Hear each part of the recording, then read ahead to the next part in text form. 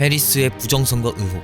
하지만 우리의 트럼프는 여전히 굳건하고 비트코인을 대상승장으로 이끌 것입니다.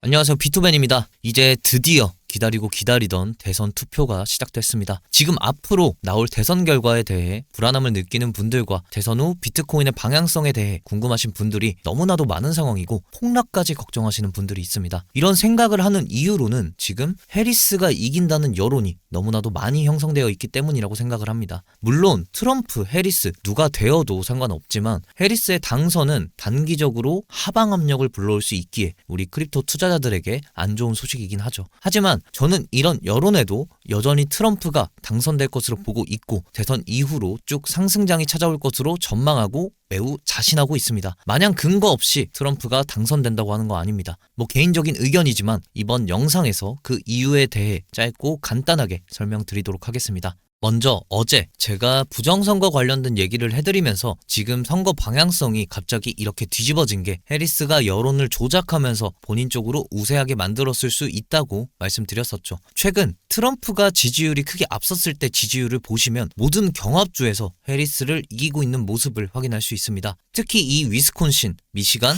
펜실베니아주 같은 경우는 이 세 곳만 모두 독식해도 대선에서 승리할 만큼 경합주에서 너무나도 중요한 요충지인데 최근 해리스의 지지율이 상승하면서 다른 곳도 아닌 이 세 곳을 모두 먹어버렸었습니다. 그와 동시에 대선의 불확실성을 주면서 비트코인도 하락을 피하지 못했죠. 근데 이 세 곳의 특징은 주지사가 모두 해리스와 같은 당이라는 특징을 갖고 있습니다. 여기서부터 뭔가 찝찝하죠?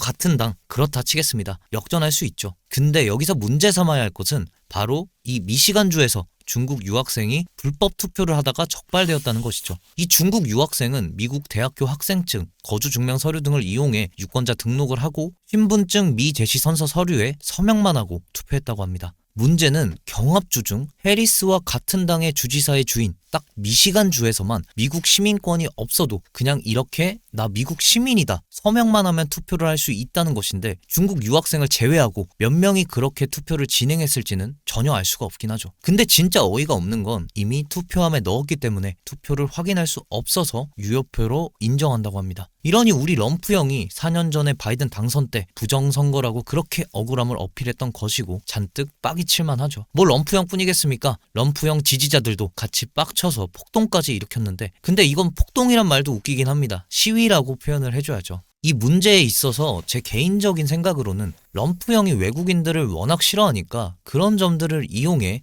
해리스 측에서 이런 허점을 이용해 투표할 수 있는 유학생들을 꼬드긴 게 아닌가 싶네요. 아무튼 그럼에도 불구하고 다행인 부분은 지금 폴리마켓 지지율상 럼프 형의 지지율이 다시 올라왔고 펜실베니아에서의 지지율까지 역전시킨 걸 확인할 수 있습니다. 그리고 또 여론조사 역시 마찬가지죠. 트럼프의 지지율이 크게 앞서 있고 지고 있는 이 두 개의 경합주 미시간, 위스콘신에서도 크게 차이가 나지 않는 모습을 보이고 있습니다. 그만큼 지금 분위기는 아무리 해리스가 선거를 어떻게 만들어 보려고 해도 미국의 현지 분위기 자체가 트럼프를 향해 있기 때문에 여론조사, 폴리마켓 어느 하나 앞서지 못한다는 것이죠. 이런 근거들로 저는 지금 뉴스에서 아무리 해리스 당선을 얘기하고 트럼프의 지지율이 떨어졌더라도 여전히 트럼프 당선을 생각하고 있기에 비트코인도 대선 이후 쭉 상승을 가져갈 수 있을 거라고 생각을 합니다. 이제 대선 이후 상승장에 대해 설명을 해드릴 텐데 설명은 길지 않습니다. 이건 역대 대선 이후 S&P 500의 상승 하락을 정리한 표입니다. 보시면 단 4번을 제외하고는 모두 상승한 걸 확인할 수 있는데 32년에는 미국의 경제 대공황이 찾아왔고 40년에는 세계 2차 대전, 2000년에는 닷컴 버블과 함께 경제 둔화로 인한 하락, 2008년에는 서브프라임 모기지 사태가 있었죠. 이렇게 특별한 경우가 아닌 이상은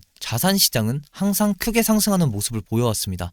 그 이유로는 당선 이후 공약을 지키기 위해 돈을 풀 수도 있고 새로운 정권을 준비하면서 돈을 풀 수도 있고 당선자의 정책에 맞춘 관련주들이 상승하면서 경제가 활발해질 수도 있고 여러 가지 이유들이 있습니다. 근데 너무 단순하다고 생각하실 수 있고 누구나 예상 가능한 상승장이 오겠냐 생각할 수 있겠지만 보여드렸듯이 4번 빼고 다 봤었죠. 이것만 해도 확률적으로 90%가 넘는 확률입니다. 또 차트 분석, 거시경제 분석은 앞서 있었던 사례들로 분석을 하고 최대한 높은 확률로 결과를 도출하는 것이기 때문에 앞선 사례들을 부정한다면 분석이라고 얘기할 수가 없죠. 따라서 저는 앞선 사례들을 기반으로 상승장을 바라보는 것이 맞다고 생각합니다. 또 대선 전 비트코인은 전고점 코앞에서 트럼프의 지지율 하락으로 전고점을 뚫지 못하고 떨어진 상황인데 계속해서 전저점은 내리지 않고 상승 추세를 유지하고 있는 모습을 보이고 있습니다. 이 모습은 하락 추세로 전환한 것이 아니라 더 큰 상승을 위해 조정을 받으며 상승하는 모습으로 볼 수 있는데, 만약 이번 트럼프가 당선에 성공하게 된다면 당연히 상승 기대감으로 상승했던 73.6K를 넘어 더 많은 상승분을 보여줄 것으로 생각하고, 전고점까지 뚫어주게 될 때는 이 위로는 매물대 저항이 사라지게 됩니다. 즉 저항이 없기 때문에 하방 압력이 없다는 거죠. 정확히 어디까지 상승할지 알 수는 없지만 시장의 흐름과 기업들의 움직임만 보셔도 비트코인의 상승은 필연적으로 이어질 수밖에 없다라는 걸 알 수 있으실 텐데, 지금 현재 트럼프의 부통령 후보도 50만 달러 이상의 비트코인을 보유하고 있는 상태이고, 해리스를 지지하는 스카이브리지 캐피탈 창립자 앤서니 스크라무치 역시 비트코인이 17만 6천 달러, 지금 가격에서 3배 가까이 상승할 것이라고 전망하고 있는 상황입니다. 대선이라는 상황을 차치하더라도 비트코인은 공급이 정해져 있기 때문에 수요와 공급 원칙에 따라 결국엔 상승할 수밖에 없는 자산이라고 전망했죠. 또 여러분도 다 아시는 일경 5천조 원을 넘게 운용하는 세계 최고의 자산운용사 블랙록 역시 비트코인 ETF의 사활을 건 상황이고, 블랙록이 최대 주주로 있는 마이클 셀러의 마이크로 스트래티지까지 지금 수많은 기업들과 미국의 전통 금융은행들까지 비트코인에 투자하고 있는 상황입니다. 거기에다가 활용 점정으로 마이크로소프트까지 비트코인 투자를 계속 고려하고 있고 주주들에게 투자를 압박받고 있는 상황이죠. 이런 기업들의 움직임, 흐름만 보셔도 비트코인의 상승과 올타임 하이 갱신은 말 안 해도 여러분들도 모두 아실 수 있을 거라 생각합니다. 저와 생각과 관점이 비슷하신 분들은 제 텔레그램 방에서 저의 실시간 브리핑 확인하실 수 있습니다. 댓글 고정 링크를 통해 언제든 편하게 들어오시고 입장 조건은